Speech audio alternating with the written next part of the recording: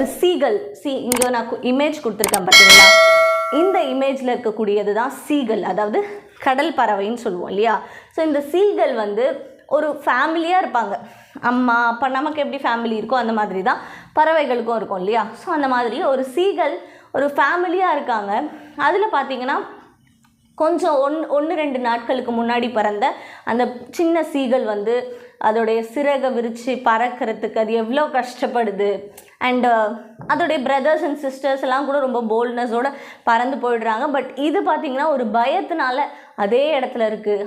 அதனால் அதுக்கு ஒரு நாள் ஃபுல்லாக சாப்பாடு கிடைக்கல, அதுக்கான அந்த ஃபுட் எதுவுமே கிடைக்காம ரொம்ப கஷ்டப்படுது. அதெல்லாம் என்னென்ன நடக்குதுன்றது தான் இந்த ஸ்டோரி ஃபுல்லாகவே கொடுத்துருக்காங்க. அண்ட் எப்படி அந்த பயத்தை வந்து ஓவர் கம் பண்ணி கரேஜஸாக அது வந்து பறக்குதுன்றதையும் ஃபைனலாக முடிச்சிருக்காங்க.